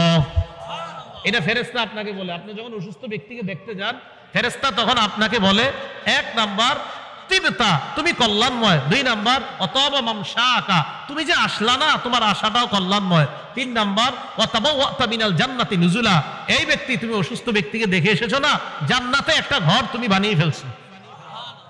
তো অসুস্থ ব্যক্তিকে দেখতে যাবেন তো, তাহলে মালটা কমলার টেনশন করা যাবে না, একটু খরচ করে যাবেন। তিরমিজি শরীফের 969 নম্বর হাদিস, 969 কত হয়? 969 কত হয়? 969 এই হাদিসে। হ্যাঁ, 969 969 এই হাদিসে দেখেন কি বলে, এটা তো আরো অবাক হাদিস। এই হাদিসের মধ্যে আসছে, ক্বালা রাসূলুল্লাহ সাল্লাল্লাহু আলাইহি ওয়াসাল্লাম, নবীজি বলেন, মা মিন মুসলিমিন ইয়াউদু মুসলিমান গুদওয়াতান, এখন সন্ধ্যা না সকাল, এখন সকাল না সন্ধ্যা, মানে রাত। নবীজি বলেন, কোন মুসলমান তার কোন মুসলমান ভাইকে যদি সকালবেলা দেখতে যায়, কোন মুসলমান যদি অন্য কোন মুসলমানকে সকালবেলা দেখতে যায়, অসুস্থ ব্যক্তিকে দেখতে যায়, ইল্লা সাল্লা আলাইহি সাবউনা আলফা মালাক, ওই ব্যক্তির জন্য 70,000 ফেরেশতা দোয়া করে। অসুস্থ ব্যক্তির জন্য না, কিন্তু আপনার জন্য, আপনি যে দেখতে গেছেন। তাহলে সকালে গেলে অবস্থা।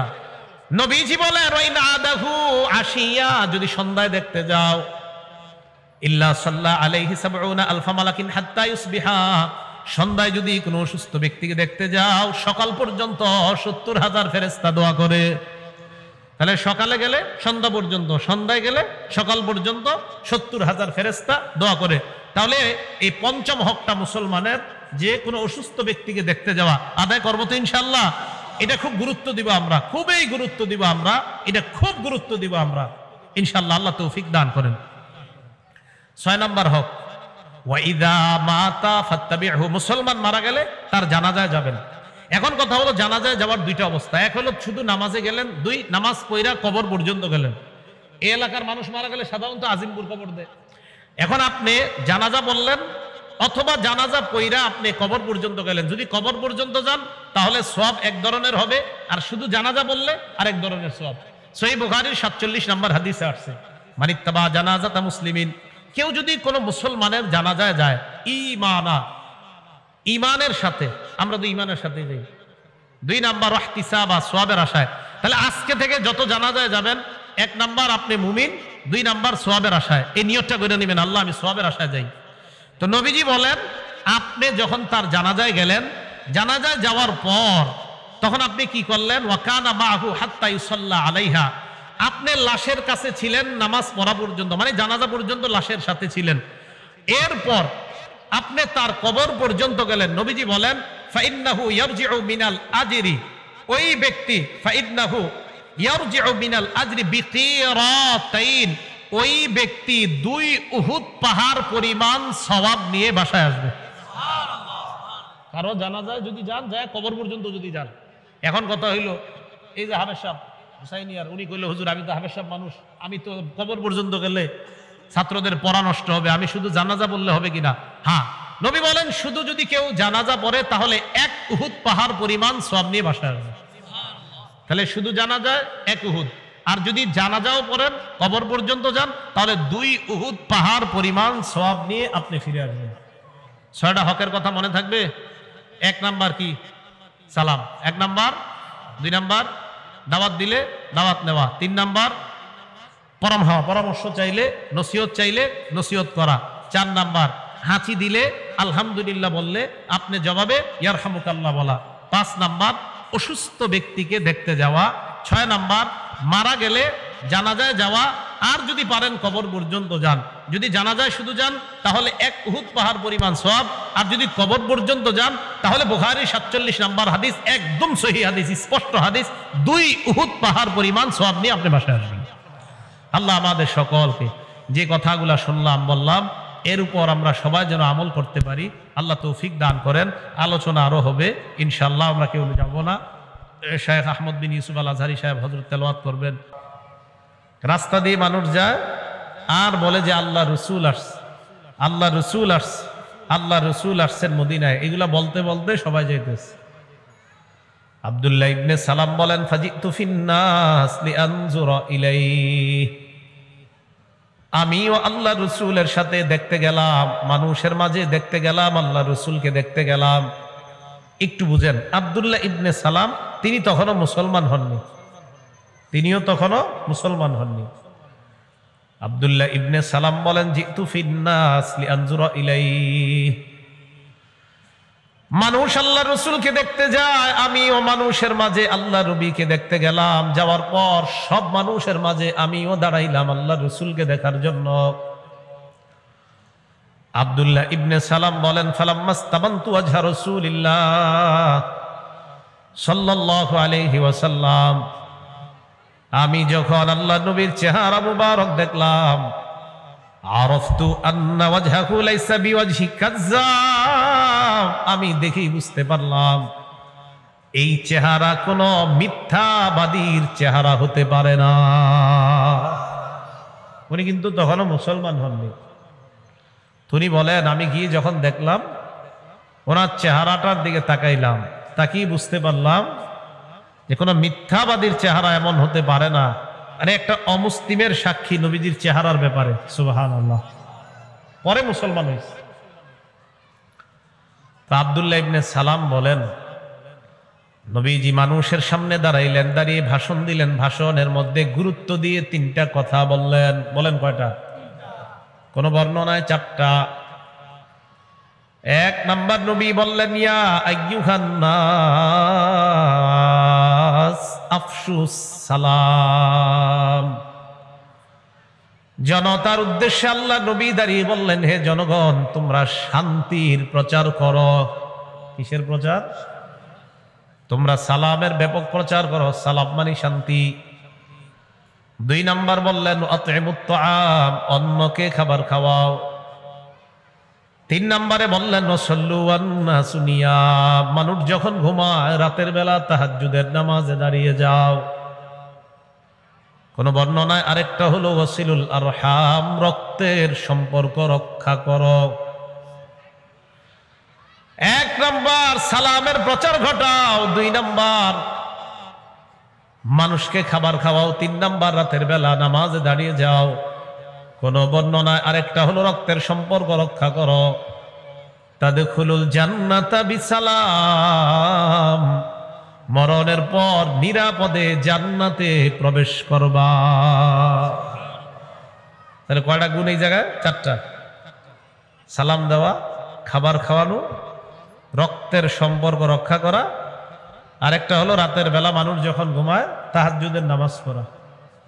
আল্লাহ আমল করার তৌফিক দান করেন। মুসলিম শরীফের 54 নম্বর হাদিসের বর্ণনা। এই হাদিসের মধ্যে আসছে ক্বালা রাসূলুল্লাহ সাল্লাল্লাহু আলাইহি ওয়াসাল্লাম, নবীজি বলেন লা তাদখুলুনাল জান্নাতা হাত্তা তুমিনু, তোমরা জান্নাতে যেতে পারবে না যতক্ষণ তোমরা ঈমানদার না হও। কি না হও? ঈমানদার না হয়ে তোমরা জান্নাতে যেতে পারবে না। এই ঈমানদার মানে আবার শিরিক মুক্ত ঈমান। বলেন কি মুক্ত ঈমান? ঈমানের সাথে শিরিক মিশ্রিত হবে এমন যেন না হয়।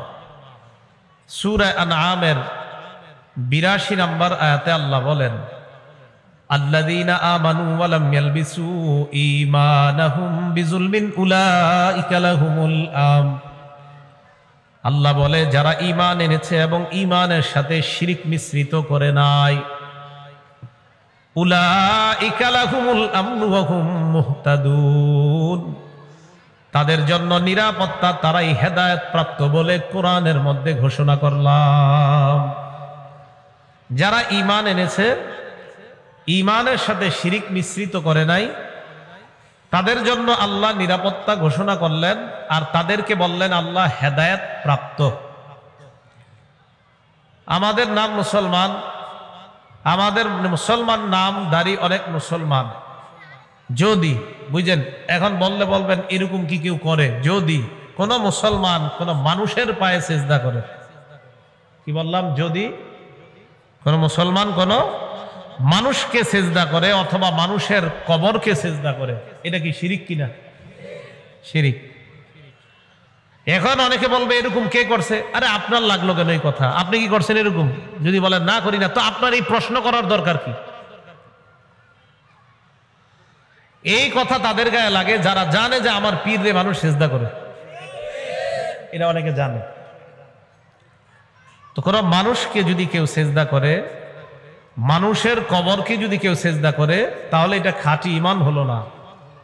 সূরা আনআমের 82 নম্বর আয়াতে আল্লাহ বলেন, আল্লাযীনা আমানু ওয়া লাম ইয়ালবিসু ঈমানাহুম বিযুলমিন উলাইকা লাহুমুল আমনু ওয়া হুম মুহতাদুন। যারা ঈমান এনেছে, ঈমানের সাথে সামান্য শিরিক মিশ্রিত করে নাই, তাদের জন্য নিরাপত্তা, তারাই হেদায়েত প্রাপ্ত। ইবনে মাজাহ কিতাবের নাম 1853 নম্বর হাদিসের বর্ণনা। লাম্মা কদিমা মুআজ ইবনে জাবাল রাদিয়াল্লাহু তাআলা আন মিনাশ শাম, নবীজির সাহাবী মুআজ রাদিয়াল্লাহু তাআলা আন শাম দেশ থেকে আসলেন। আসার পর সাজাদা লিন নবী সাল্লাল্লাহু আলাইহি ওয়াসাল্লাম, আল্লাহ নবীকে সিজদা করে দিয়েছে। নাউজুবিল্লাহ। নবীজির একজন সাহাবী নবীজিরে সিজদা করেছে, নাম মুআজ। কি নাম? এই কথাটা সারা জীবন মনে রাখবেন। মুআজ রাদিয়াল্লাহু তাআলা আন আসলেন, আসার পর নবীজিরে সিজদা দিয়ে দিয়েছেন। আমাদের দেশে অনেক জায়গায় দেখা যায়, আপনারা ভিডিওতে দেখবেন, অনেকে সেজদা করলে এরকম করে, যারে সেজদা করে উনি এমন করে, ভালো, মানে উনি খুশি হয়, এটা ভালো। নারীরাও সেজদা করে, পুরুষরাও করে, আর হযরত এমন করে, না ঠিক আছে। নবীজিকে সেজদা করার পর নবীজি বললেন, মা হাযা ইয়া মুআজ, মুআজ এটা তুমি কি করলা? মুআজ এই কাজটা তুমি কি কাজ করলা? এটা কি করলা তুমি? মুআজ ইবনে জাবাল জবাব দেয়, আতাইতু শাম, আমি শাম দেশে গেলাম। শাম দেশে যাওয়ার পর ওয়াফাকতুহুম ইয়াসজুদুনা লিআসাকিফাতিহিম ওয়া বাতারিকাতিহিম, আমি শাম দেশে গেলাম, যাওয়ার পর দেখলাম তারা তাদের ধর্মীয় নেতা আর রাজনৈতিক নেতাদেরকে সিজদা দেয়। ফাওয়াদিতু ফি নাফসি আন নাফআলা বিকাযাকা ইয়া রাসূলুল্লাহ, আমি মনে মনে নিয়ত করলাম, মানুষ যদি মানুষকে সিজদা দিতে পারে তাহলে আপনাকে কেন সিজদা দিব না? তাই আমি শাম দেশ থেকে এসে আপনার পায়ে সিজদা দিয়ে দিলাম, আপনার সামনে সিজদা দিলাম। নবীজি ডাইরেক্ট বলে দিলেন, মুআজ ফালা তাফালু, কশিন কালেও এমনটা করবা না। আল্লাহর পরে যিনি শ্রেষ্ঠ, আমাদের নবী এই জগতেও শ্রেষ্ঠ, পরের জগতেও যিনি শ্রেষ্ঠ, তিনি বললেন আমাকে কখনো সিজদা করবা না। অতএব অন্য কোন মানুষ, অন্য কোন পীর, অন্য কোন ফকির, অন্য কোন মুহাদ্দিস, শাইখুল হাদিস, আল্লামা, তাদেরকেও সিজদা দেওয়া হারাম, তাদেরকে সিজদা দেওয়া শিরিক। নবীজিরে সিজদা দেওয়ার পর নবীজি কি মাথা থাপড় দিছে না বলছে এটা কখনো করবা না? মানুষ এই ওয়াজ শোনার পরেও মানুষ চিন্তা করেন না, আপনি কইলেও নাকি আমি পীরে সিজদা দেই তো দিমুই, এমন আল্লাহ জানে কি গোবর ঢুকায় দেয় মাথায়, বাস না, এটাই সেইটার উপর অটল। আল্লাহ হেফাজত করো। আবু দাউদ শরীফ 2140 নম্বর হাদিসের বর্ণনা।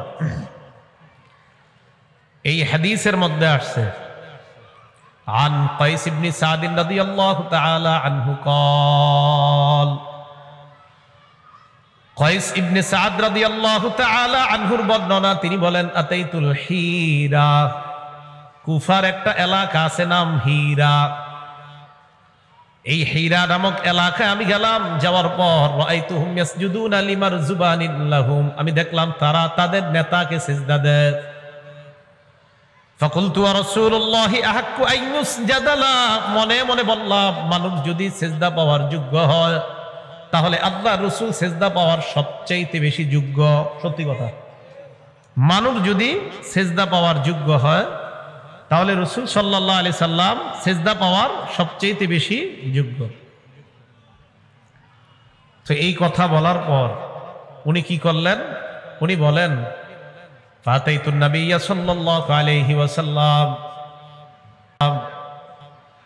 আসার পর আল্লাহ রসুলকে বললাম, ইয়া রাসূলুল্লাহ আতাইতুল হিরা, আমি কুফার হিরা নগরীতে গেলাম, মানুষকে দেখলাম তারা নেতাকে সিজদা দেয়। ফাআনতা ইয়া রাসূলুল্লাহ আহাক্কু আন নাসজুদা লাকা, ইয়া রাসূলুল্লাহ আপনি তো সিজদা পাওয়ার বেশি যোগ্য, তাই আমি আপনাকে সিজদা দিতে চাই। নাউযুবিল্লাহ। নবীজি কি বলেন দেখেন, বলেন আমার সাথে, কবর, বলেন কবর, মানুষ, কবর, মানুষ। মানুষ মারা গেলে কোথায় রাখা হয়? এবার শুনেন, কয়েস ইবনে সাদ বললেন, হুজুর আমি আপনারে সেজদা দিব, যেহেতু মানুষে মানুষ সেজদা দেয়, তা আপনি তো সেজদা পাওয়ার বেশি যোগ্য। এটা তো সঠিক কথা। মানুষ যদি সেজদা পাওয়ার যোগ্য হয় তাহলে সবচেয়ে বেশি যোগ্য হবে কে? রাসূল সাল্লাল্লাহু আলাইহি সাল্লাম। তো রাসূল সাল্লাল্লাহু আলাইহি সাল্লাম বললেন, কারাআইতা লাউ মারারতা বিকবরি আকুনতা তাসজুদু লা। কয়েস ইবনে সাদকে বললেন, কয়েস তুমি যদি আমার কবরের পাশ দিয়ে যাও, আমার কবর কি তুমি সিজদা করতা? আমার কবরের সামনে দিয়ে যদি তুমি যাইতে, আমার কবর কি তুমি সিজদা করতা? বলেন তো আল্লাহ রাসূল তখন কি কবরে না দুনিয়াতে? নবীজি তার সাহাবীকে বললেন, কয়েস তুমি যদি আমার কবরের পাশ দিয়ে যাইতে, আমার কবর কি তুমি সিজদা করতা? কয়েস ইবনে সাদ জবাব দেলা, ইয়া রাসূলুল্লাহ হুজুর আপনার কবরকে আমি সিজদা করতাম না। আল্লাহ রাসূল বললেন, শোনো আমার কবরকে সিজদা দেওয়া হারাম, আমার কবরকে সিজদা দেওয়া শিরিক। ঠিক তেমনি ভাবে আমাকে সিজদা দেওয়া হারাম, আমাকে সিজদা দেওয়া শিরিক। তাহলে আল্লাহর পরে যিনি শ্রেষ্ঠ তাকে সিজদা দেওয়া শিরিক, তাকে সিজদা দেওয়া হারাম। শ্রেষ্ঠ মানুষের শ্রেষ্ঠ কবরটাও সিজদা দেওয়া শিরিক, সিজদা দেওয়া হারাম। অতএব কোন পীর অথবা পীরের মাজারে সিজদা দেওয়া হারাম। এটা বুঝা ঠিক না, না বুঝা? তাহলে রাসূল সাল্লাল্লাহু আলাইহি সাল্লামের হাদিস থেকে স্পষ্ট, কবরকেও সিজদা দেওয়া শিরিক, মানুষকে সিজদা দেওয়া শিরিক। আল্লাহর পরে যিনি শ্রেষ্ঠ তাকে সিজদা দেওয়া শিরিক, আর শ্রেষ্ঠ কবরটা ওটাকেও সিজদা দেওয়া শিরিক। তাহলে দুনিয়ার অন্য কোন মানুষ বা অন্য কোন কবর মাজারকে সিজদা দেওয়া শিরিক।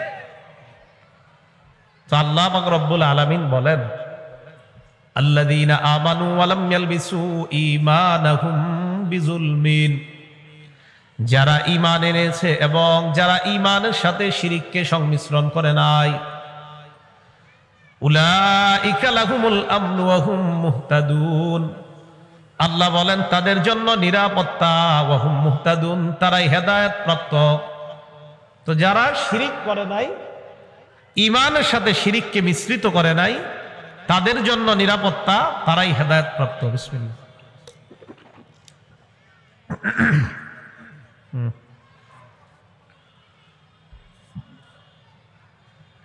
যদি সমস্যা না হয় তো বসে যেতে পারেন। আপনাদের যদি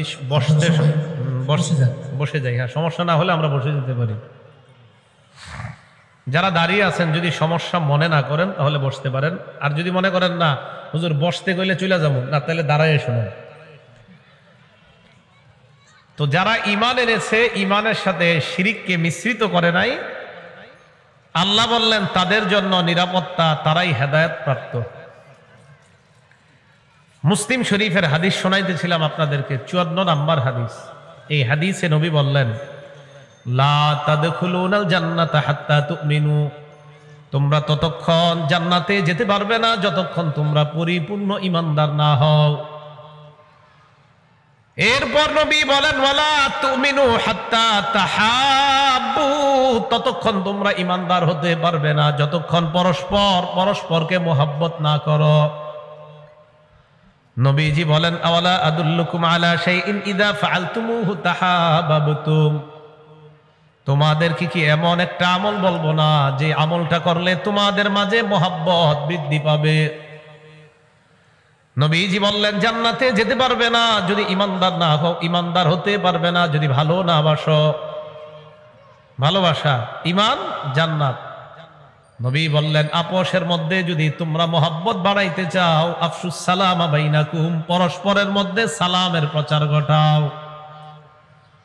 কি বুঝলাম? সালাম দিবেন, মহব্বত বাড়বে, মহব্বত বাড়লে ইমানদার হতে পারবেন, আর ইমানদার যদি হয়ে যান তাহলে নিরাপদে জান্নাতে প্রবেশ করবেন। তাহলে এই হাদিস থেকেও জানলাম সালামের মাধ্যমে মহব্বত বাড়ে, মহব্বতে ইমান বাড়ে। কিন্তু প্রথমে কি? সালাম। সালামে মহব্বত, মহব্বতে ইমান, ইমানে জান্নাত।